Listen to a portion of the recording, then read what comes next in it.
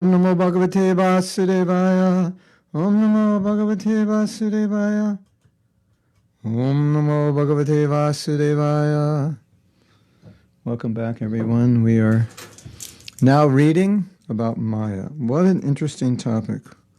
Who would ever think you could spend days, weeks, months discussing Maya? But I think it's very important for our Krishna consciousness.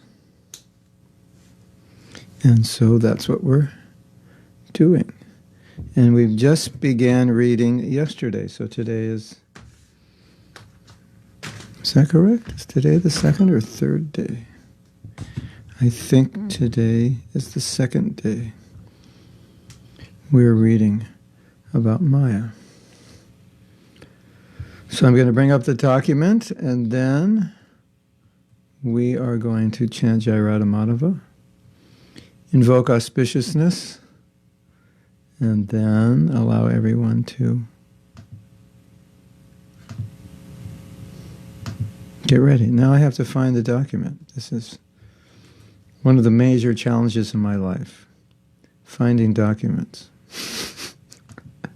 Hare Krishna. Okay. The power of Maya. Nope. I have 3 documents on Maya.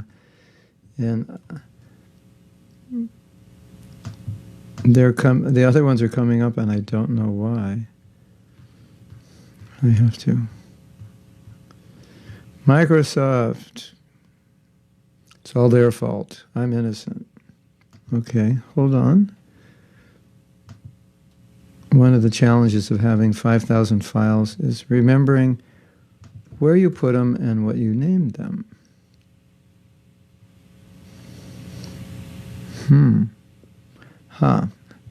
I remembered. We were talking about Maya and Yoga Maya, yes. We found it. Now, some information yesterday.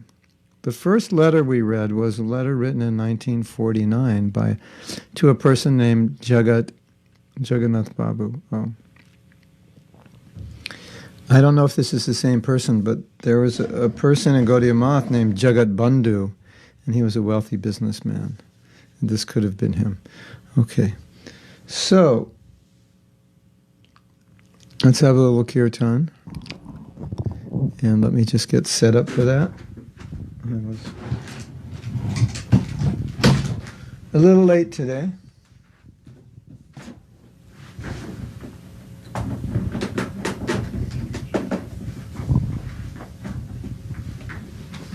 Hare Krishna, Hare Krishna, Krishna Krishna, Hare Hare, Hare Rama, Hare Rama, Rama Rama, Hare Hare, Radha Madhava, Kunja Vihari.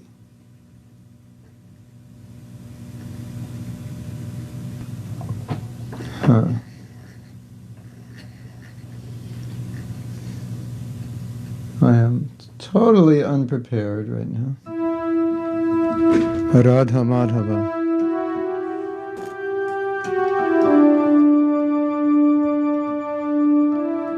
Madhava. Radha Madhava.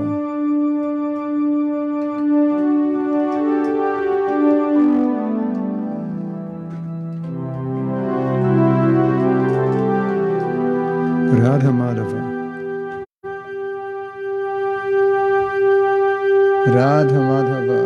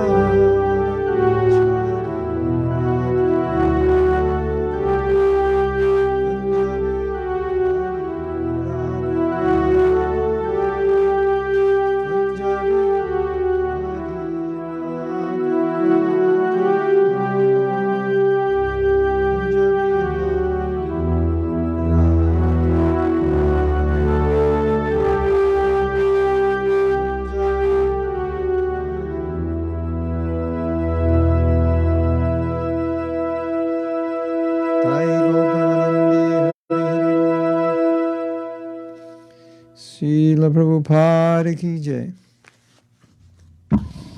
Om Namo Bhagavate Vasudevaya. Om Namo Bhagavate Vasudevaya. Om Namo Bhagavate Vasudevaya.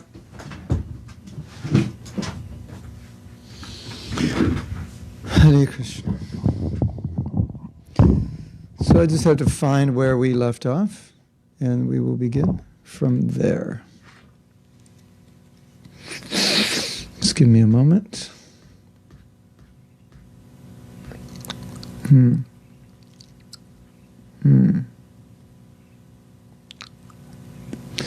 So we read off, not that we read off, we left off.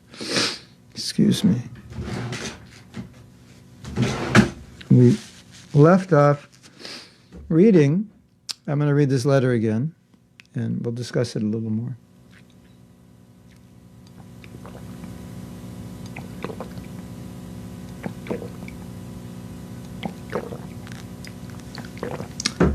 This is from 1967. The devotees of the temple must keep themselves engaged, otherwise they cannot make progress in Krishna consciousness. The Maya is very strong, and as soon as there is opportunity, the Maya will come and attack. Therefore, everyone should be careful against the attack of Maya. And the only effective defense is to remain in Krishna consciousness always. So, I believe I told the story that we were not having a strict schedule in the very early days, and some Maya entered. We were staying out very late on Harinam Sankirtan, coming back late, sometimes 12 o'clock, 1 o'clock, 2 a.m., and obviously not rising at 4 a.m. for Mangalarti. So when some problems entered the movement in which Prabhupada's position was being diminished, he became concerned, and he felt that Maya was entering the movement, that there was some conspiracy to take over to minimize his position, eventually even occupy his position as the leader, and therefore Prabhupada said, all paperwork, all books, all signs, everything should say A.C. Bhaktivedanta Swami, founder, Acharya of the International Society for Krishna Consciousness. He saw that there was some move being made by some persons in India to take that position. And so Prabhupada established that this is my movement, I'm the founder, I'm the Acharya, there will be nobody else. But some Maya had entered, and that Maya, this particular Maya that had entered, Prabhupada was very afraid that this could destroy his movement. So he was starting to tighten the ship up, so to speak, and one of the things that he did was he insisted that we all attend 7 days a week, the morning program, which meant that we wouldn't go out at night on Harinam, because if we go out at night at Harinam, we come back late. And if we come back late, we get up late. Hare Krishna.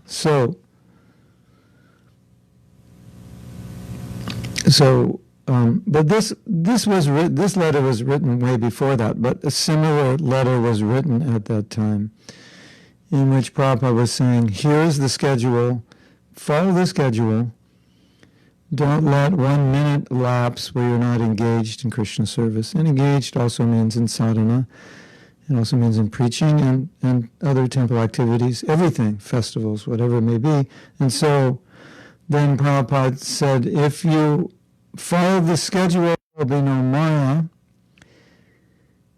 If there's a lapse in following the schedule, in that space, that's when Maya will enter. Maya enters in the space where you stop being Krishna conscious. And that's where we get this idea that comes up often in Prabhupada saying, always be engaged, 24 hours engaged, never a moment for anything but Krishna, like that. And so that was Prabhupada's instruction to us, that every moment without Krishna is an opportunity for Maya. Or we could say every moment without Krishna is Maya. not even an opportunity. And Prabhupada said Maya is right behind Krishna. So as soon as Krishna is not there, hello, guess who's here? So it's nice to see it that way. Maya is standing behind Krishna. If you move Krishna aside, then you can see Maya. She comes and takes over. Either Krishna or Maya will take over. So that's the idea. So that's where we left off yesterday, Hare Krishna. So now we're still in 1967. I've just gone through the letters about the power of Maya up to 1969. And certainly we can imagine that in these days, 1967, devotees were very immature and Prabhupada didn't have a big organization with senior devotees, and therefore there was a lot of Maya, young devotees not being guided well. And so Prabhupada was the main guide. But not a lot of the greatest association and not so much knowledge about Krishna consciousness. So there was a lot of talk about Maya, because there was a lot. Maya was trying to enter into the weak hearts of the new devotees. So this is from 1967, and this is in August. The feeling which you had by becoming compassionate to the fallen bum is very good. So I guess she wrote a letter about how she was trying to give prasadam to this bum. But the best way to deliver a bum is a homeless person. That's the unpolitically correct word that we used to use, a homeless person. And if someone was asking for money, you would say they're bumming donations, or they bum me for money. The bums bum when they want things. But the best way to deliver a bum is to revive his dormant Krishna consciousness. If you can do that, then give the bum good food and shelter. If you cannot do that, then simply supplying food and shelter is serving the Maya. I'll explain what Prabhupada means by that in a moment. But there is no benefit to serving Maya, you know, as it is all false, temporary, or illusion. We are concerned with reality, not Maya, and that should be the object of life. So when I was reading this letter, I was thinking about Arjuna's position, and there seems to be somewhat of a contradiction in the first chapter and early part of the second chapter of the Gita, in which Arjuna is being compassionate and both being glorified by Prabhupada and condemned by Prabhupada for being compassionate. So I just wanted to make the distinction, and then we can discuss this letter, because it's quite similar, if not identical. I am too loud. Too loud. That better? Too loud. Now it's better. Okay, I won't be so loud. Hare Krishna, Krishna Krishna, Hare Hare. Hare Ram, Ram Ram. Better now? I made it lower. It's it's different when we go into the phone than when I go into my computer. The proper word is distortion. The sound is distorted. Is it better now? Hare Krishna, better now. Better. Okay, now I will remember the settings and we'll always set it like this. Okay. Better. It is better. So obviously compassion is important for the world and important for the devotee. And in the Bhagavatam, Prabhupada said compassion is the greatest quality of the Vaishnava.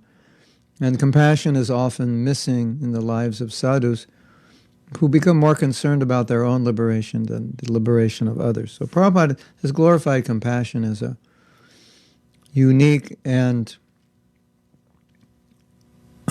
A unique quality of a Vaishnava, and one of the most glorious qualities of the Vaishnava, and Bhaktivinoda Thakur said that bhakti is comprised of compassion, amongst other things, is comprised of compassion. And he said that when you have love of Krishna, with love of Krishna, automatically that love for Krishna means love for everyone else, compassion for everyone else. So it would seem strange, therefore, that Krishna would be chastising Arjuna for his compassion, when in our philosophy, compassion is exalted. You could say in any philosophy, compassion is exalted. So, why is Krishna chastising Arjuna for his compassion? He's actually not chastising him for his compassion.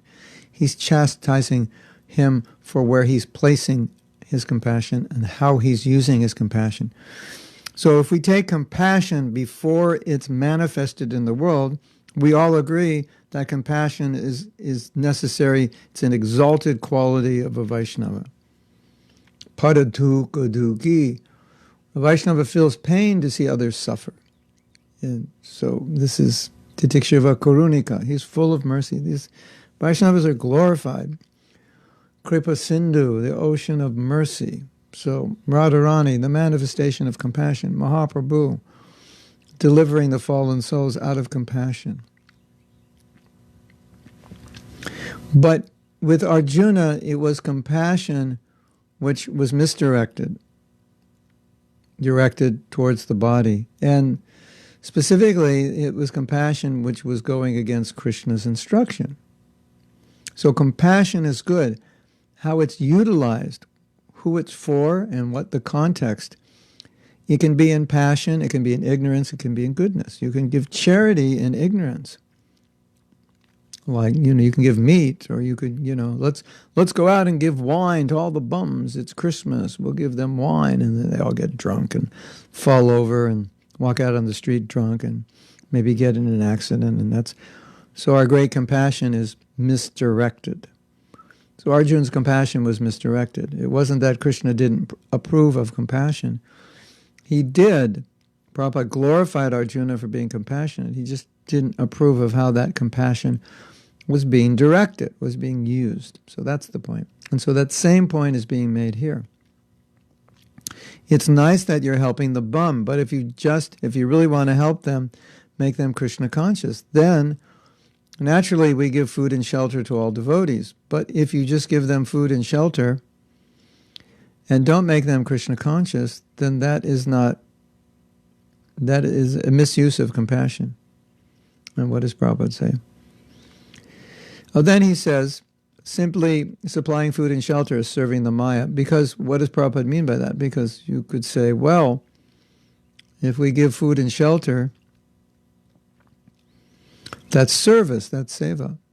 But what will they do with that food and shelter? They'll engage in material activities. Without guiding them in Krishna consciousness, they'll engage in material activities.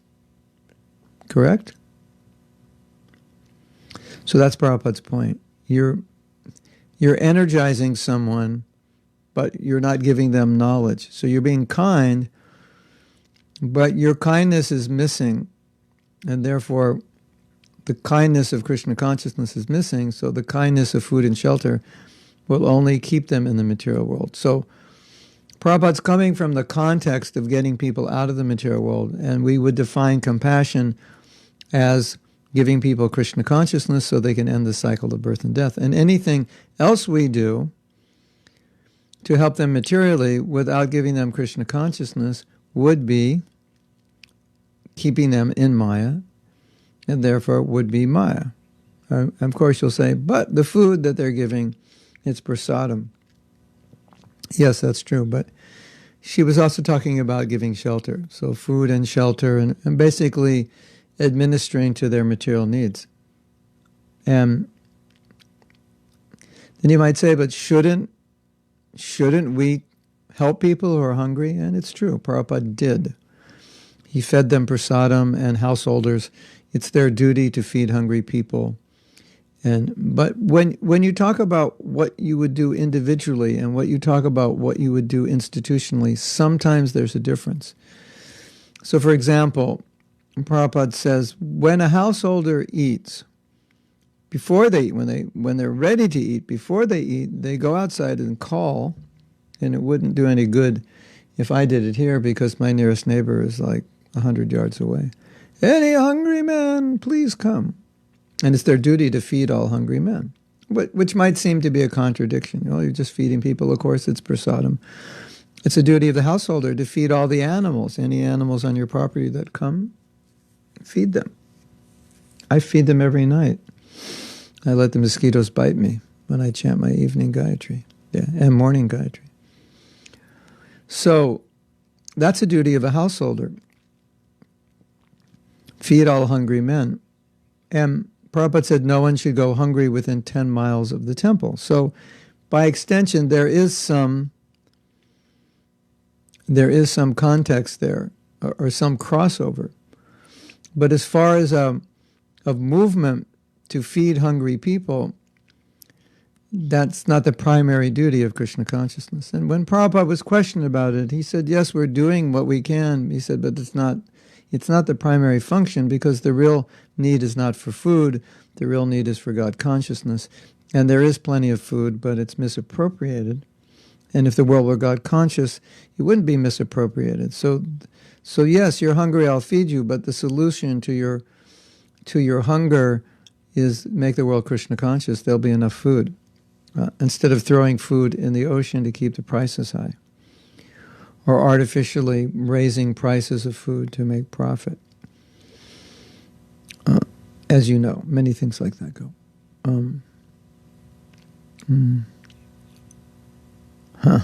Hare Krishna. Am I serious about the mosquito? Here, I could show you where they are eating me. No, it's not intentional. I don't intentionally go out to feed them. They just, it's not mosquitoes. It's weird bugs and spiders here that when they bite you, you remain for like a month or two or a lifetime with their bites and scabs. I'm not that merciful. Maybe when I'm more advanced, I'll go outside and feed them. Just go out in my swimming trunks and say, "Come, prasadam." There was a devotee like that. I forget who he had. Was it Sanatana Goswami? He had sores and the bugs were living off the sores, and one bug fell out, and he put the bug back. Haven't evolved to that state yet. But anyway, the point that Prabhupada's making is that some spiders are poisonous. Yeah, we have 800,400,000 varieties of spiders here in Florida. If you like spiders, this is the place for you. Problem is they moved into my office, and I don't know how to get rid of them. And I don't like killing bugs. And we have a whole, bug farm in here in my office. Yeah, dangerous place to be sometimes. So Prabhupada's point was, if you do anything out of compassion, but the result of your so-called compassion is that it only furthers a person's material existence, then that actually your compassion is the action of Maya. So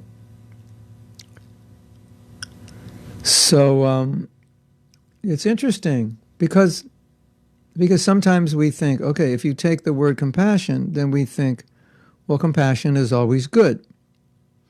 And if you take something like anger, we think, well, anger is always bad. And here, Prabhupada's showing you can have compassion that isn't good. You can have anger that is good. We've talked about this before.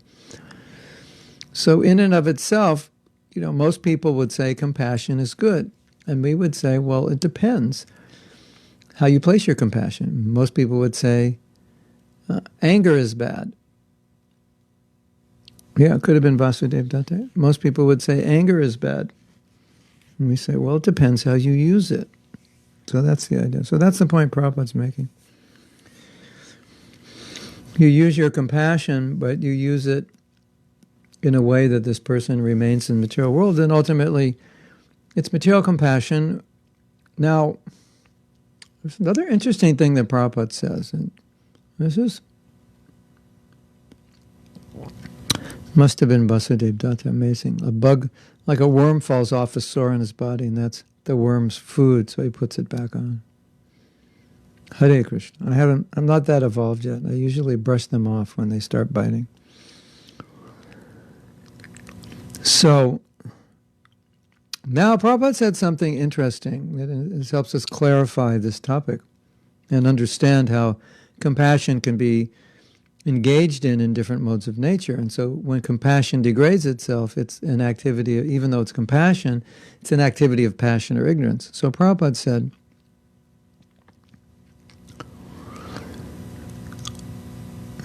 yeah, it may have been. Anyway, one of you can find out who it was. It may have been Sanatan, not Vasudeva Datta. So, Prabhupada said, if I'm only trying to help somebody physically,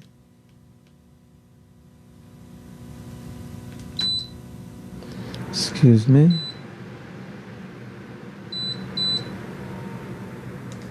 it's very humid here. If I'm only trying to help someone physically, even though I'm helping them, even though I'm helping them, it's help in the mode of passion, because in the mode of passion you identify with the body. So I'm helping the body, I'm thinking this person is the body, I don't understand they're the soul. So if an ordinary person is doing good to help the body, of course, that's pious, that's good, but Prabhupada clarifies it's a vision based on being in the mode of passion. And so Prabhupada said something really interesting, and it's a philosophical point which is worth noting. He said that if someone does welfare work in the mode of passion, only helping another person on the physical level, which is based on seeing only the body, then by that compassionate help, they'll become more identified with the body. They themselves will become more engrossed in passion. And normally we would think, well, helping is in the mode of goodness. But Prabhupada's point was, if you help based on realization, or based on thinking that I am the body, then that help is in passion, and by engaging in that help, you become more engrossed in the bodily conception. That's interesting, isn't it? Because we would think, well, that's better. You're helping people. That's good. It's better. But if you're helping them with the wrong conception, then that wrong conception becomes strengthened by helping them. Of course, it's better to help people than be self-centered. There's no question. So this is a philosophical discussion. On the practical level, if it's a question of you're going to just live a life for yourself or you're going to live a life for others, better live a life for others. Ultimately, in the long run, that will help you, because at least it will help you overcome your selfishness. But if it's fundamentally based on thinking they're the body, it actually reinforces your concept that you're the body. That's interesting, isn't it? You find that interesting? I find it very interesting. Okay, there's some discussion going on here. I'm trying to follow it while I'm talking, but I may have missed something.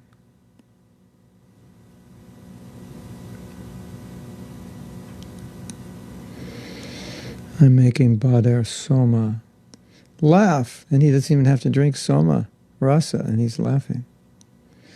Okay. So I have a comment by Krishna Karshini.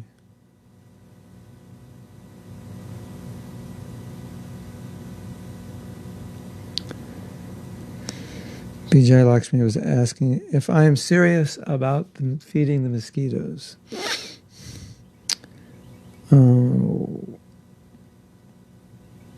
Maybe it's Krishna's arrangement. He wants to feed the mosquitoes and use me as his instrument.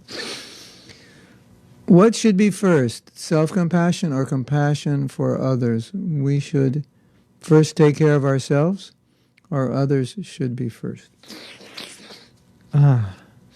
Every morning you take care of yourself, and every day you take care of others. And if you stop taking care of yourself, you won't be able to take care of others. Physician, heal thyself. Prabhupada quoted that. The physician's sick, he can't go to the office. Or he's sick and he gets everyone else sick. Did you know physicians are actually... I was told physicians are quite unhealthy. That's very interesting. Philanthropists think they're the most compassionate. So, the point is they may be compassionate. It's not that they're not. It just means the compassion, because it's not guided by Brahmins, and the compassion can be misused. So it's good. You want to clean up this problem, that problem. It's nice that people think that way, but without the guidance of a guru, it has limitation. And that's why Prabhupada said, he said the only thing that can save the world is Krishna consciousness. You can, it's what Prabhupada called Band-Aid solutions. That you have a cut, you put a Band-Aid, you didn't heal. Okay, the cut won't get infected, but you have to do something to heal it. So Band-Aid, the concept of Band-Aid solutions are temporary solutions. So, okay. So we have lots of temporary solutions. So Prabhupada's point was, you help somebody, but now what? They're still in the material world, and the problems are not going to go away. They're still confronted with the same problems. I fed you, you're hungry, but tomorrow you'll be hungry, and the next day you'll be hungry, and you're not well, and you need medical attention, and I've taken you to the doctor, I paid for it, but maybe next year you'll become sick again, and you still have the same problem. Whereas in this example, just using an analogy, if I helped you by teaching you and getting you back on your feet so that you could work, so that you could provide food for yourself, medical care for yourself, and so on, that would be a greater service than just feeding you. So that was Prabhupada's idea. And so that's the mission of ISKCON. And now, as I said, in our individual lives, you may see someone on the street, it's cold, you take off your jackets, here, take this jacket. That would be good. That's a sign of your compassion. And you pray for that person, and you tell them, can you say Hare Krishna, and I'll give you the jacket, like that. So that's good. But, and Prabhupada even said, the residents of the Dham, Vrindavan Dham, go there, give them things, give charity. A lot of times when devotees go there, they've been in the West, and they collect clothes, or they go to thrift shops and they buy clothes, and they go back to Vrindavan and distribute to the poor people. They're all Vaishnavas, Vaishnava Seva. But, the general, Prabhupada never said as one of the purposes of ISKCON is that we would distribute clothes to the needy, and so forth. And when Prabhupada was asked about that, he said, well, there are other organizations dedicated to do that. To do that, that's not the function of ISKCON. So it's not that we're callous and say, oh, let the cold people suffer, let the hungry people suffer. It's not like that. A Vaishnava suffers to see other people suffer. It's just not the mission. It's not the reason Krishna consciousness was created. And as I said, that Prabhupada said, we do what we can. When there were some children, I was going to say young children, all children are young. There were some, I guess young children means very young. There were some children coming to the temple in Juhu. Every morning they would come. They were very poor, lived in the area. Every morning they would come. And Prabhupada told one of the members that was also coming, he said, you should give these children clothes. They're coming to the temple every day. We should clothe them. So Prabhupada saw them like devotees. Give them something to wear. So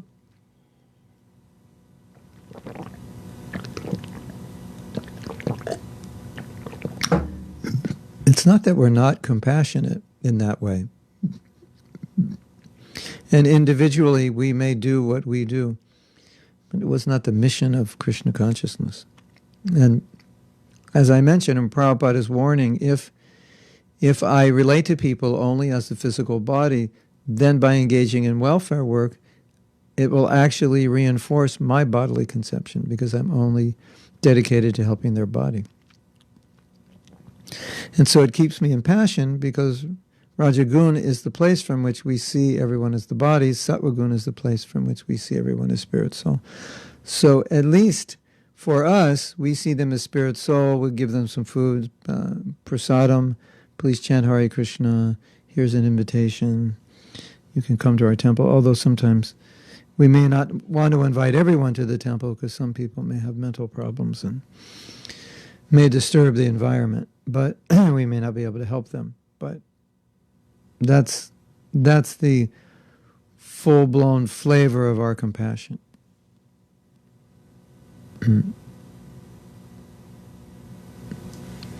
Like the leper Brahmin Vasudeva from South India, whose leprosy disappeared by Sri Chaitanya Mahaprabhu's transcendental embrace, our ignorance accumulated through many millions of births.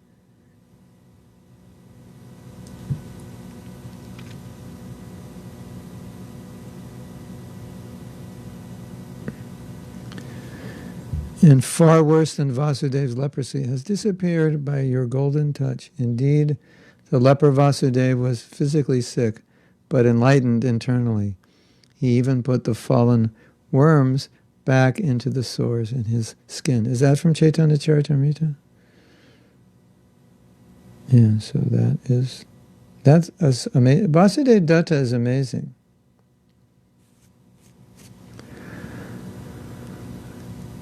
Vasudeva Datta, he asked Lord Chaitanya, could I take the sinful reactions of all living entities and then they could all be liberated? You could send them all back to Godhead. Like, could you imagine? Couldn't you? No, that is not possible to imagine. But we try to imagine the level of compassion of someone who's willing to take all the sins of the world on their head. That is amazing. Totally amazing. And Mahaprabhu said, by your desire I will liberate them. You don't have to take the karma. But the point was, he was willing to take the karma. So, a lot of times when we do compassionate work to help others, it's not that inconvenient, or it's not that difficult, or we don't really suffer that much. Vasudev saying that he'll take the karma of the whole universe, that's a lot of suffering. That's like millions of lifetimes.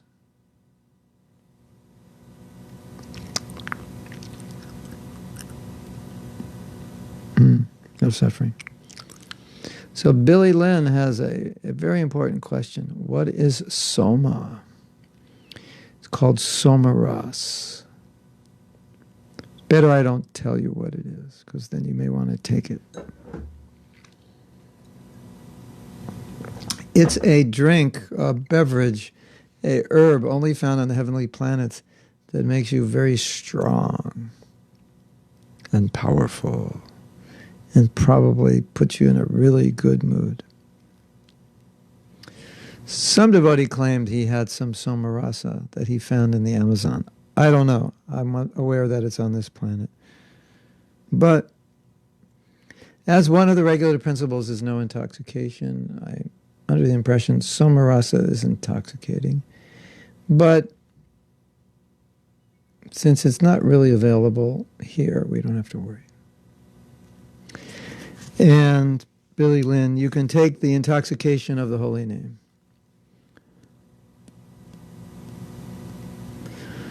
This is the main purpose of social care, helping the needy, but the world around us is still like this, so philanthropy is not the solution. Krishna conscious philanthropy. Yeah. I mean, there's so many problems in the world.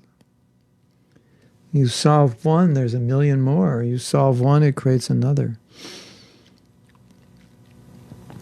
There are many places in which Prabhupada said that Krishna consciousness is the only thing that can save the world.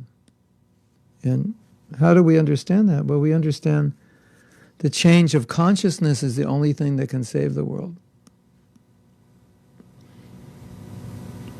Practically you can do things, and practically the government's duty is to take care of the citizens and do what they can practically. But Prabhupada said the real duty of the government is to help the people become Krishna conscious. That's the foremost, primary, most important duty.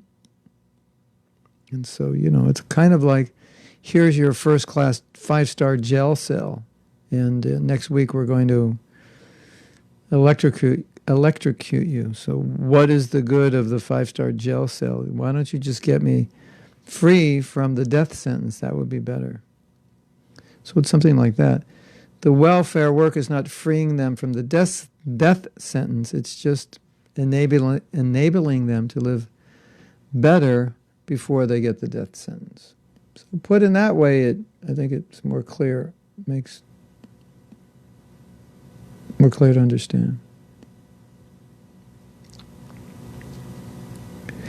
Now, there is the idea that if people are hungry, and that's their main concern, if we don't feed them, they won't be able to hear about Krishna consciousness. So that also is there. I want to help people, and I'm preaching, and the people are saying, we don't even have enough to eat. We can't hear your message. So we have to take care of that, to take care of the material facility, and then they can hear. So that's there also. Mosquitoes are the main state bird. Oh, I should go there for my Food for Life program. Could giving charity with the right intention but without knowing results, not knowing person's response to Krishna, qualify as sattvic action? If you're trying to give people Krishna, it's transcendental. But the expertise of a devotee is to know how to give Krishna in a way that people can digest it. Well, first accept it, and then digest it. Get it in there. So that's the art of spreading Krishna consciousness. Prabhupada has discussed this in the Bhagavatam. He said that it's kind of like the way Prabhupada says it, repackage it so it's attractive to people. Take what your guru has given you, take what Prabhupada has given you, and then you can repackage it in the way that you think people would best be able to accept it. And that's what our tradition has been doing. That books are written, books are commented on. And one of the reasons we need commentaries is that as Kali Yuga progresses, people's intelligence also is decreasing. And also, like for example, the disciples of Prabhupada, when they comment on things Prabhupada said, often they were present when Prabhupada said it. They know the context. They know what was going on. They've heard him say those things in other contexts. So it's invaluable to get that kind of enlightenment, where someone can take what Prabhupada said, clarify it, make it vivid, make it powerful, make it digestible, make it practicable. Sometimes that's necessary. So that's what the acharyas do.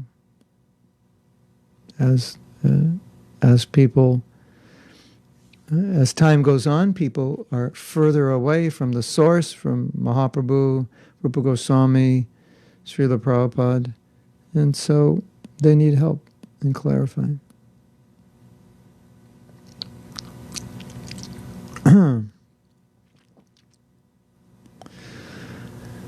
Our duty is to give people Krishna consciousness. And Prabhupada often said, when you get an order from your spiritual master, then your duty is to follow that order in the best way you can. And you may think, but what is the use of doing this? Nobody cares. What's the use of giving prasadam? What is the use of giving the holy name? People will just make fun of us, or they'll neglect us, Or what is the use of giving knowledge they won't understand, and so forth. So we, as I said, we want to try to make the knowledge accessible, the prasadam delicious, the presentation of the kirtan attractive. We want to do all these things. But still, sometimes Prabhupada would say that you can't always know what the result will be. But if the order has been given to do it, then you do it. And you accept that I'm executing the order of Srila Prabhupada, so it's auspicious. And there will be an auspicious result in the long run. Right? So maybe you go somewhere and you do a little kirtan, you distribute some prasadam. You may not see any obvious result, but you've been chaste to the order of your spiritual master. You've been chaste to the order of Prabhupada, and therefore that's perfect. The mistake that devotees have made in the past, and we should not make, is thinking that if I just give the truth as it was given to me and present it that way, that's all I have to do. I have to present it according to the time, place, circumstance. I have to present it in a way that people can understand it. I have to present it in a way, as far as possible, that people can practice it, accept it, and so forth.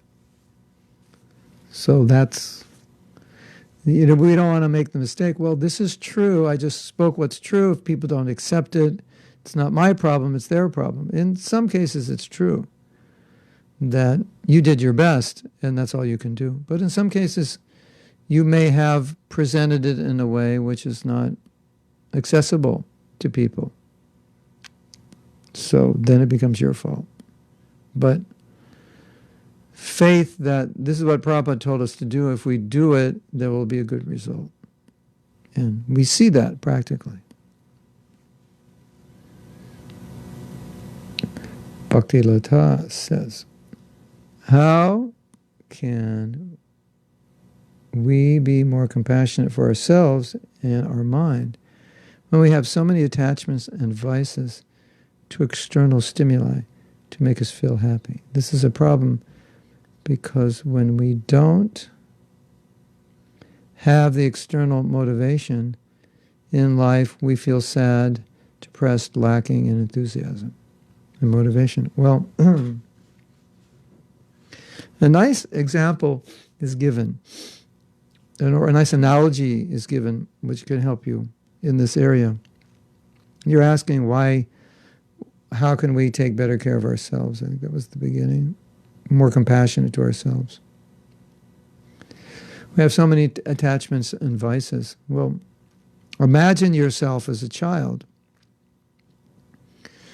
And now you're taking care of this child, and how would you take care of the child? Then you ask yourself, if I were the child, would I treat the child the way I treat myself?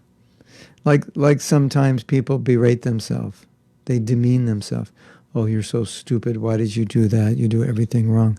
This, what is called in the world of psychology, negative self-talk. So we all do that a little bit, but some people do it a lot, and then it becomes a problem. And if you're extremely arrogant, you probably never do it, but then that becomes another problem, that you have no humility, and you suffer from a lack of humility.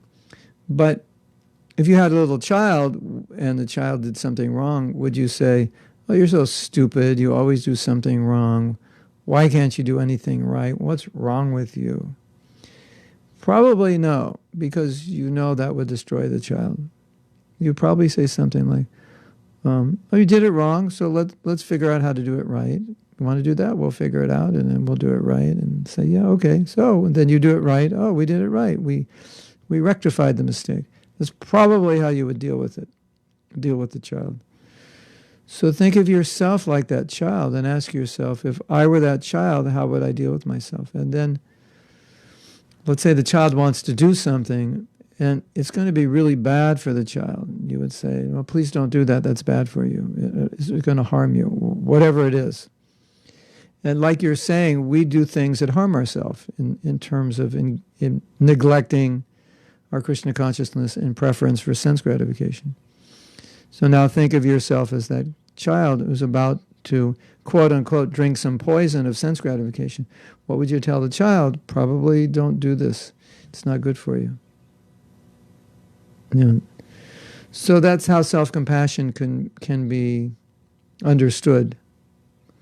And then there's one thing that I've learned, that if you have self-compassion, which means you are taking care of your Krishna consciousness, you have decent sadhana, you spend time chanting the holy name well, you spend time studying Prabhupada's books, you're taking care of your Krishna consciousness. That's what I would call spiritual self-compassion.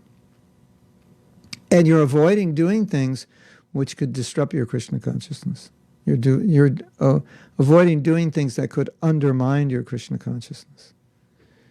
And so one thought that I've had that's been very helpful is, if you're tempted, even just by thought, just the thought comes in your mind, what about doing this, doing that?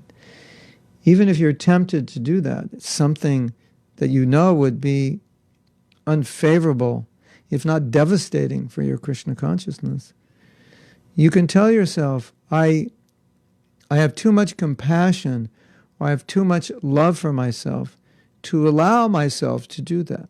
Because you know if you did that, it would cause you a lot of problems. And so by developing that kind of affection, it can protect you. No, I care too much about myself to allow myself to do that. And you can see that if you don't care about yourself, it's easier to do those things which are self-destructive, isn't it? And so, in engaging in self-destructive activities, I often tell devotees, I think the solution may be, maybe not for everyone 100% of the time, but often the solution is just more self-care, more self-love. There may be at the core of your being this belief that I don't really care if I suffer. I'm not worth putting in the time to be Krishna conscious. And that can be interesting. It's interesting because it's just it's a purely psychological attitude which we may have carried into Krishna consciousness from the past, that I don't care enough about myself. And so if I don't care enough about myself, I would allow myself to do something which is destructive, physically, emotionally, spiritually, with the thought that, who cares, I'm not worth it anyway. And if you think you're not worth it, then why would you do all the austerity to be Krishna conscious? Why would you do the austerity to reject things which are detrimental to you if you don't think you're worth it? And so I know it almost sounds like, well, isn't this a materialistic idea that I'm worth it? But Krishna wants a relationship with you. He wants you to go back to Godhead, so it's worth it to him. If it's worth it to him, it should be worth it to you. And the conclusion is, yes, you are worth it. And as long as you are worth it, it's going to be easier for you to reject the things that you may be attracted to doing, that are detrimental to your spiritual life, or even to your health or emotional well-being. So that little thought, I love myself too much to do this. When you have this crazy thought of doing something that would be destructive, could even be offending somebody, saying something horrible, putting it online, making a big aparad, or engaging in some activity, sinful activity, or activity that would be destructive to your bhakti, to just think, no, I love myself too much to allow myself to do that, even though I may want to, even though I'm impelled. I love myself too much to allow myself to do that, because that would destroy me. And I think many devotees, perhaps even are unaware of this fact. Many devotees who are very strict and disciplined in their Krishna consciousness, who take care of their Krishna consciousness very well, have fundamentally a strong self-love, even though they may not call it that. Even they may object to the idea of using this word, because where do we find this in Shastra and so forth? Although you could extract it in different ways from Shastra. They may object to it, but the fact is, if you look at their life, they're very careful in their sadhana, they're very careful in their rounds, they're very careful to study Prabhupada's books, they're very careful to do things that preserve their Krishna consciousness. And so they might say, well, I do this out of love for my guru. I wouldn't deny that. But there's also a sufficient degree of self-love. They do that because they are concerned about their spiritual life. And whether you call it self-love, self-compassion, self-preservation, whatever you want to call it, it's the same thing. And so wherever there's a lack of that, there can be, maybe not always, but there can be this, I don't care, I'm not worth it. You know, what does it matter if I engage in this sinful activity? What does it matter? I deserve to suffer. All kinds of crazy thoughts could be there. So that's an important point. I've talked about it in many places, many times. It's something you can reflect on. Jyotirmaya says, if you give food and KC, then this is the solution. If you only give food, you will keep people in ignorance and their soul still in suffering. Yeah. What is better? Save the body or save the soul? Why not save them both?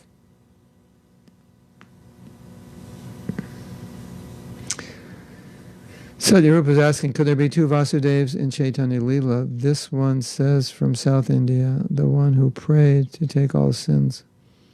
Sort of an incarnation of Prahlad Maharaj. I don't think there's two. I'm not aware of two.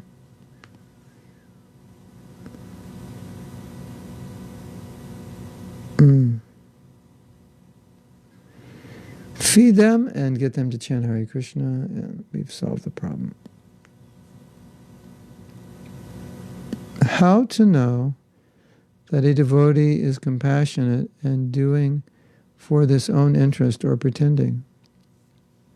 Yes.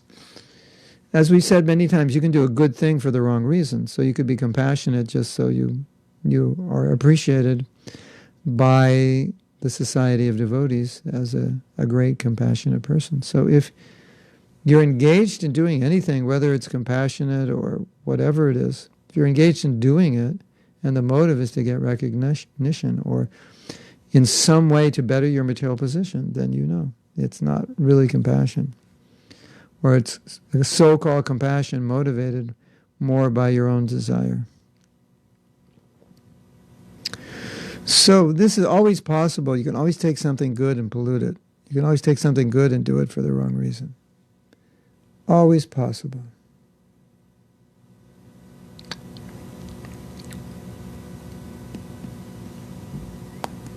God alone knows. Gok. I thought that meant go to Krishna. But if the basic needs are not fulfilled, like food and shelter, someone cannot go to higher consciousness. We can see it in, so we already talked about that.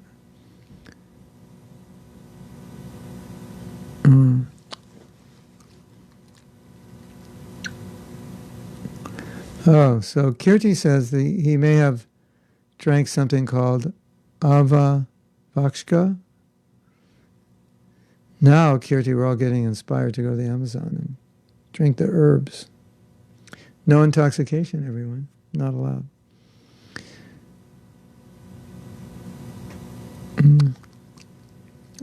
Yeah.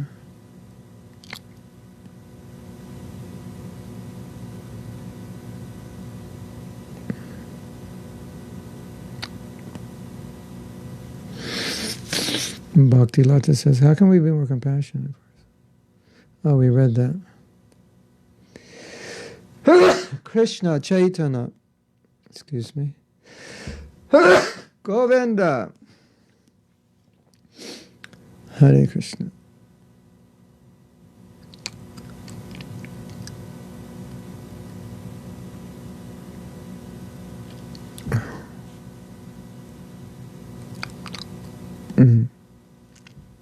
I'm going through some of your comments are like, I've already talked about them, or I forgot the context of them, so I'm not reading them.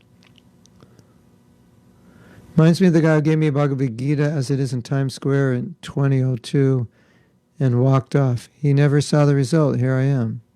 Yeah. So Prabhupada said, distribute books. He does it, and look at the result.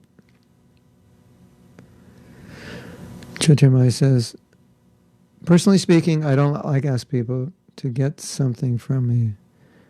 But Guru Maharaj has asked me to distribute books and CDs, so I do it. And I say that it is for service.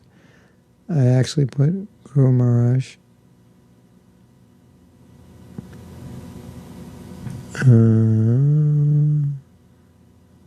words as a shield around me, so I will not be hurt by the negative reactions that I may get. Yeah, that's nice. As Prabhupada said, we may not know the result, but we do it because we've been asked. Jai Radhe says, Jai Radhe, formerly Jenny Yu, now transformed into Jai Radhe. Interesting to reflect on where people's self-critic comes from. Their mother, father, abusive partner. Interesting to think about whether we are echoing these voices when we are not compassionate to ourselves. Yeah, that's a possibility.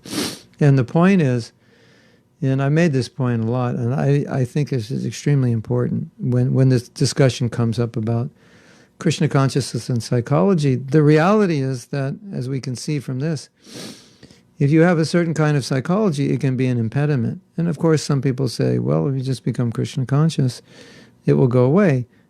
That's true for some people, but it depends on the problem and it depends on the person, because it doesn't always go away.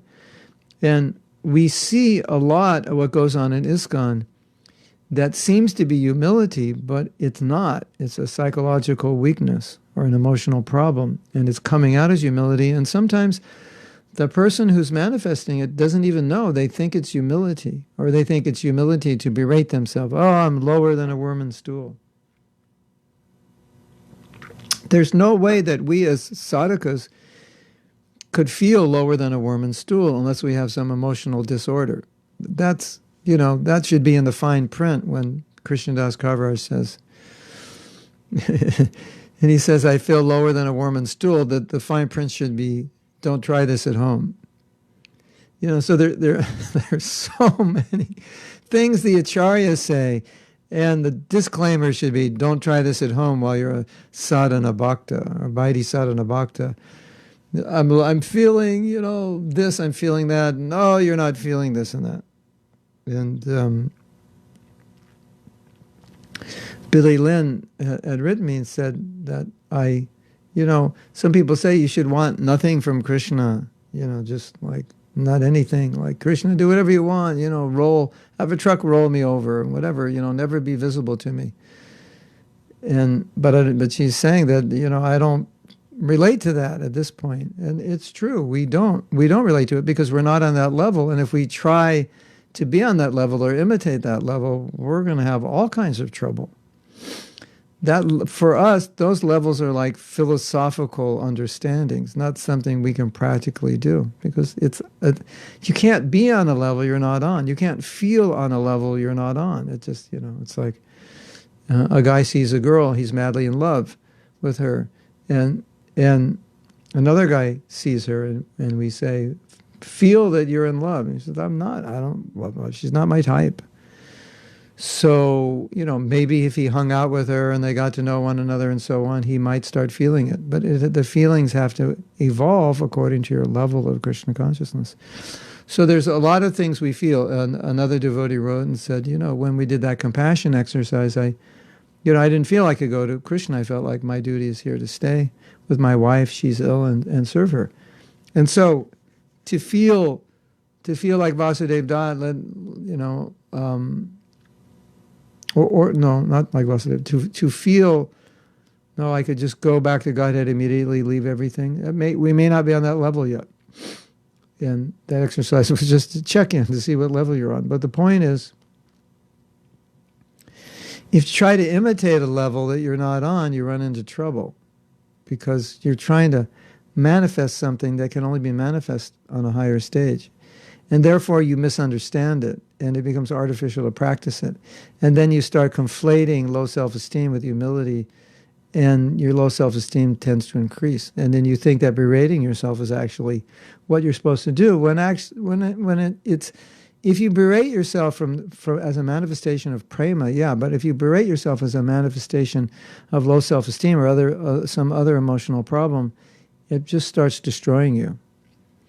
So whether it came from your mother, your father, wherever it came from, the fact is, if it exists, it exists. And you know, it is helpful in therapy to understand where it came from, because if you can identify, oh yeah, my mother used to say these things and that's why I feel this way, then it may be a tool which enables you to overcome it, heal it, transcend it, because you see, oh, that's where it came, and it's not really coming from me, I'm just repeating what she said, which Jai Radhe is saying is the most common, and she's a therapist, so she would know that that's the most common way it comes up.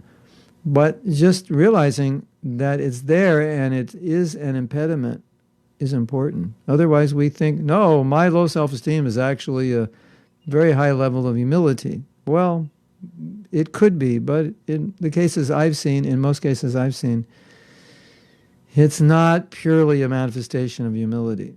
It's often a manifestation of other things which are unhealthy. So, personally, I think these things are important to understand because they can be impediments to bhakti. In the name of being favorable, they can become impediments, and we have to mark it and know, no, this is not healthy. This is wrong. I'm putting myself down. Consequence, I don't care about myself. I don't think I'm worth it. I'm calling that humility, and I'm allowing my sadhana to become compromised because I don't care, because I think, well, I'm not worth it, or I'm very bad. And that could morph into that I can't have good sadhana, I'm too weak. You know, it could morph into all kinds of unhealthy things. And if you think you can't, if you think you don't deserve it, that's a serious problem. Last night in a class, Prem Kishore was asking, you know, that I don't feel like I can be Krishna conscious at the time of death. And I said, well, you should feel that way because the process can do it. Although you may personally feel you can't, that's not the issue. The process will work. So sometimes these personal feelings that I can't can get in the way of the reality that the process works.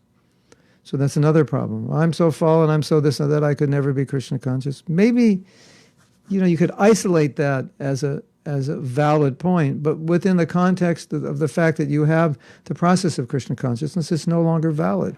And then if you still feel that way, it could just be a weakness of your own psychology. I'm so bad, I'm so worse, which underlying it, then it can even be an excuse. This is Chairati, this is where it gets kind of to a very diseased level of consciousness. It becomes an excuse, maybe we're not even aware of it. It becomes an excuse for not being serious. What's the use? I tried. I'm so this, I'm so that. And Prabhupada never liked the I'm so this, I'm so that, because he saw that could easily transform into an excuse. Why don't you do this, Prabhu? I'm so fallen. Why even try? I've tried before, it doesn't work. Okay. Maybe you're lacking, but the process works, and you have to take the process better, and it'll work.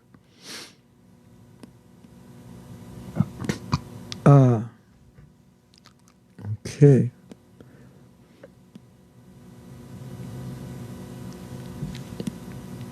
I noticed that there are devotees who, in the name of Krishna consciousness and preaching, are neglecting themselves and ending up frustrated, saying that they feel used by the organization and guru, even if it seems that there is not enough preaching, that we first have to take care of ourselves. Yeah. It's an important point because it's easy by reading Prabhupada's books, and it's easy by listening to classes to prioritize preaching over taking care of yourself, and then that results in some of these symptoms you describe here or other symptoms. And then you lose enthusiasm, you're not happy, and so forth. I mean, this happens a lot in Krishna consciousness, that we misunderstand something, then we misapply it, and then there's a bad result. And then we don't realize it was our misunderstanding, and then we blame it on the organization. Why were you preaching that way? Well, I didn't mean that you would do this, or I didn't mean that you would understand it in this way. You've taken it in the wrong way. So if we always understand as a foundation that taking care of ourselves is fundamental, then we'll be less likely to misunderstand things in a way that we would minimize ourselves or burn ourselves out or not take care of ourselves properly. And so we have to help devotees understand this. So it's a good point. Kishoramani says, so many devotees expect to take care of someone, not only food, at least in the West. The big challenge to help others. I mean, people, the general public expects that we take care of people. Yeah, we have, we can follow that principle. No one should be hungry within 10 miles. And food distribution, and certainly we'll take care of anyone who wants to do service and live and follow the principles in the ashram, right? That's our seva to the world. We can do that. But we also have to educate people that it's not that we're against these things, but our organization was not primarily established to do these things. It's like, let's say you're a doctor and someone says, why aren't you educating your patients? And the doctor says, well, my service is to heal them. I'm not educating them. For education, they go to school, university. For healing their physical ailments, they come to us. If someone challenged Jairade, why are you not healing people physically? You're only healing them mentally. I said, well, that's not what I was trained to do. That's not the purpose of the organization I work for. So that was one of Prabhupada's answers. We were established for this purpose. It's not that we say, oh, if you feed people, it's bad and you should stop. We're going to go, have a big protest march. Stop feeding people. Don't give them clothes. That's not the point.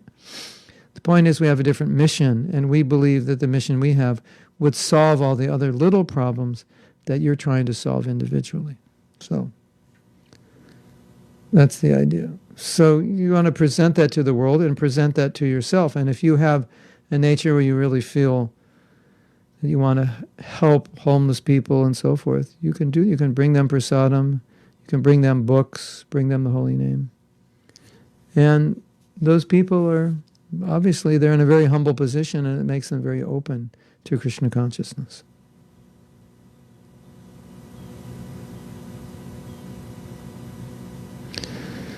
Akush says, does compassion mean to be happy within, as mentioned in Bhagavatam? Yeah, that's well, to be happy within is a symptom of Krishna consciousness. And so self-compassionate means to give yourself Krishna consciousness, and that will be the symptom. And if I'm not happy, I can think, okay, I'm not happy, I must be doing something wrong, and I need to find out what it is. So happiness is also a sign that you're taking care of your Krishna consciousness, that you're doing something right. Sardiya Rasa says, what can we do to change our core beliefs? If we realize one of our core beliefs is that we deserve to suffer, experience pain, how can we change this to form core beliefs which include more compassion to ourselves? I have a series on beliefs. I forget the name of it. Maybe it's just beliefs. But one thing you can start doing to change beliefs is to change behavior. So start acting as if you had the belief that you were to take care of yourself. So, you can ask yourself, well, if I had more self-compassion, what would I do differently? Or if I had, what did you say here, deserve to suffer. If I had no stain or drop or bit of dust of this consciousness that I deserve to suffer, what would I be doing differently now? And it could be really, really amazing for you, especially for those of you who have this belief that I deserve to suffer, I'm not worthy, to start thinking, well, how will my actions be different if I didn't have that? And start thinking, well, if I didn't feel that way, I would probably do this and that. It could be a major transformation for you. And then, so that's step one. Step two is to actually do it, because doing it reinforces the new belief. So the first thing is just, if I didn't want to suffer, what would I believe? How would I act? What would I do? What would I think? What would be my attitudes? And then engage in those activities. So, let's give an example. You might say, well, I would probably be doing this because this is something I really like to do. Maybe it's learning shlokas, or maybe it's reading, maybe it's drawing paintings for Krishna, maybe it's a project you put off because you thought you like doing it, so maybe I shouldn't do what I like, or I don't feel qualified, whatever. So you would probably come across something like that and say, well, I'd probably spend time every day to do a little drawing because I really like to draw, but I just thought, oh, I don't deserve it, And so just start doing that, because that drawing would be a manifestation of the other desire, that no, I should take care of myself. Drawing is inspiring. Like some of us like to do kirtan, that inspires us. Some of us like to teach. Some of us like to write, paint, write poetry. I have a godbrother, Alachua Prabhu. He loves to write poetry. He's got whole books of poetry. Gita, Bhagavatam. He's got a new rap book on Gita poetry, rap. I think I have it here somewhere. Yeah. So, you may come up with something like that when you start thinking that way. And then when you engage in that activity, you can feel it's nurturing yourself. It's instilling that new belief that I should take care of myself. I should, of course, if we have to suffer, that's a different thing than thinking I deserve to it. No, my Guru Maharaj says, do this. It's going to be austere. Okay, I do it out of service for him, not because I think, well, this is good because I'm the scum of the universe and I should just suffer for all my sins. And that can be counterproductive. So try it. Everyone who has that I deserve to suffer mentality can try this. If you help, Vijay says it, Lakshmi, if you help others, you'll be happy. It's true.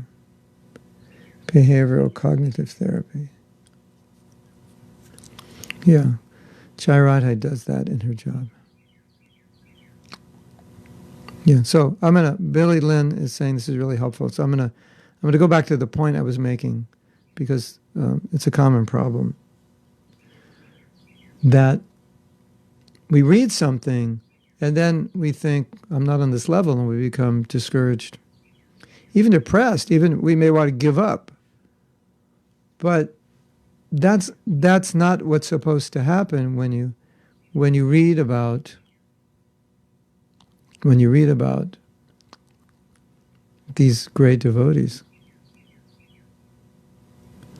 It's not supposed to throw you off and make you think, oh, I'm supposed to be like him. It would be like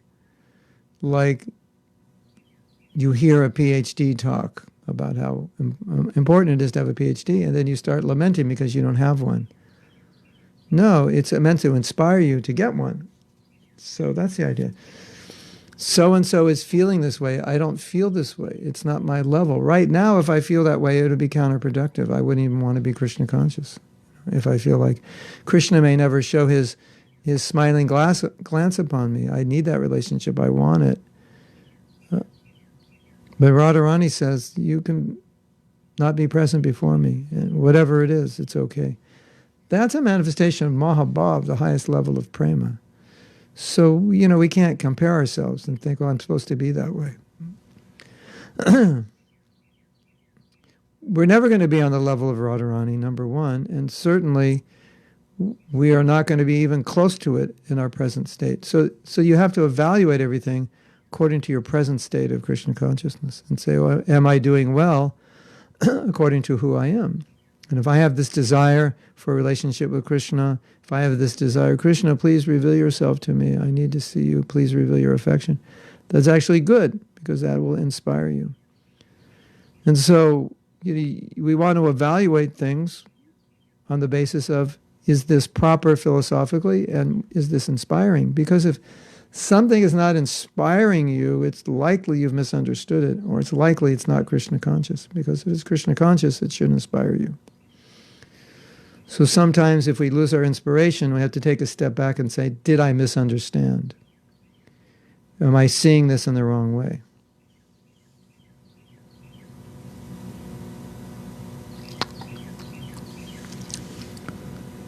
So, Billy Lynn, we cannot imitate Radharani, that's for sure.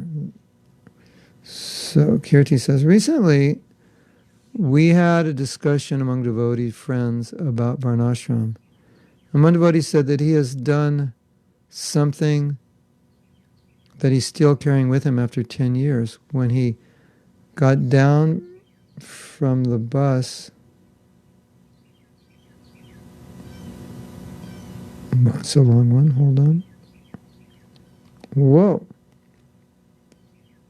When he got down from the bus at this village in Russia, one very old lady approached him and asked if he could help her carry her bags full of meat to her home. He said that he would do it, but had to go to the bathroom and never came out until she left. Until she left, cursing him. Now he thinks that he should have helped her. These are ethical dilemmas. The opinion in our group was divided. Half of us thought that he should help her, while the other half thought that we shouldn't help if it gets us involved in sinful activity. The other group's main argument was that it was his dharma to help an elderly person, and we are to establish varnashram. Dharma, we shouldn't be part of the society and be helpful. Otherwise, we would be seen as a small religious sect. What's your thoughts on this matter? If we have 3 minutes for a class, and we won't end in 3 minutes if I start talking about this, but it's an interesting topic. And one thing I will say is that I would predict, even if you bring this up to the GBC, you're going to get 2 opinions. I don't think you're going to get a universal opinion about this. And I would just say this, it is true that when you look at things through the lens of varnashram, you often come up with a different answer than when you look at them through the lens of preaching. Sometimes the same, sometimes different. So, it's context-oriented. As a pure philosophical discussion, we could discuss it another time. And so Tanya has put up, I guess she's put up the link to the course on beliefs. Deepa says, I don't have a problem with self-compassion anymore. I find people around me struggling with self-love, with my self-love. They give me a hard time. Oh my God. So that means they just misunderstand. Self-love, if you can find this letter, or someone can find this letter, maybe Satya Rupa. We probably put it in our book, Living the Wisdom. Prabhupada wrote a letter to Ramacharya. He said the highest service is to save others, but higher is to save yourself. So the people who are doubting you, if they see that letter, it will help them. And there's another letter Prabhupada says, there was a conversation. He said, if you go off, let's say you go off to the forest and then you decide to kill yourself, and nobody can save you, you're just there. He said that's self-envy. So self-envy would be the opposite of self-love, because those you're envious of, you don't generally love. Not so much. So if you have self-envy, that means you're harming yourself. So whatever you want to define as the opposite of self-envy, self-compassion, self-care. Maybe self-care is a word that's more ISKCON-friendly, devotee-friendly. Self-love sounds like I should only love Krishna. Self-love sounds like, you're narcissistic or something. I was talking with the devotee about sexual purity. He said, we're going to have a website called Sexual Purity. He said, no, don't say sexual purity. People will think it's pure sex. Sex in its purest form. So, maybe self-love should be replaced by self-care. And you can tell them, no, this is just part of the We have devotee care, but we also have devotee self-care. Yeah, maybe that's more understandable. But if you can find that letter and share it with him, that would be helpful. Billy Lynn, I was thinking if I added it, it would be, no, I don't know what the it is. Because you're all writing comments in the moment, then we go back. And I don't understand context. I was seeing images of batteries. Yeah, see, we lost the context. KB. Kelly B. There are things I definitely needed to hear. Thank you. Yeah. I think it's the same thing for you, KB. It's like, what we feel at one stage of bhakti may not be the way we feel at another stage, and what we feel now can be good. Before you were attending the classes, we were having a discussion about what we should be desiring, what we should be thinking, and we're making the point that on a certain level of bhakti, we should be thinking one way, at another level, we would think another way. And if I say, KB, you should think like Vasudev Datta. He wanted to take the karma of the world on his shoulder. And you might say, I'm not ready for that. And I would say, of course you're not ready for that. No, none of us are. But this is the definitive, ultimate end of compassion. And it's there hanging in front of us. If we want to define compassion, we can say, this is it. Compassion means you're willing to suffer for the whole universe. And so nobody should feel bad that they're not on that level. And, you might feel like, no, like you feel like, no, I need to stay in the world to take care of the people that depend on me. I feel like that all the time. Otherwise, I would be very happy to leave my body. And I think I can't think like that because Krishna will fulfill that desire. And I have so many people that want me to stay. I have so many people I'm serving. So I always kind of try to adjust my desire to the practical implications of what we're doing. But ultimately, it should be whatever Krishna wants. But practically, I think, well, this is probably the best thing, to desire to live to be a ripe old man, ripe old age. Although personally, I think, why live to be an old man if you're not healthy? So, like that, we adjust to the realities of what we're feeling. So what you're feeling on one level may be good, but on another level it would be bad, right? Just like, what a 8-year-old's feeling and a 28-year-old's feeling could be unhealthy at one level, healthy at another level, right? The 8-year-old is, talking about all kinds of elevated stuff and dating and marriage, and like, why are you talking about this? That would be weird. But at 28, no, you need to know these things. You need to know them when you're, younger than 28. So that's the idea. We're going over time. I got myself entangled. Being in association with pure devotees is what helps people like me to progress. Yeah. Just, I'm sharing. Oh, there's the letter, fam. Tanya. Oh, Tanya's our private detective. Ask her anything and she'll find it for you. Well, Tanya, there's one thing I haven't found yet, which was the date I was initiated. And I looked it up and they weren't even close. They just said Mahatma Das, February 1970. It was March. I want to get the exact day. But since you're a private detective by samskar, by nature, maybe you can find out the actual date of that initiation. It was in March, in the second half of March 1970 in Los Angeles. If she finds this out, then I think she is amazing. But you're still amazing even if you don't find it out. Okay, so we're going to end class here. These are important things we discussed today.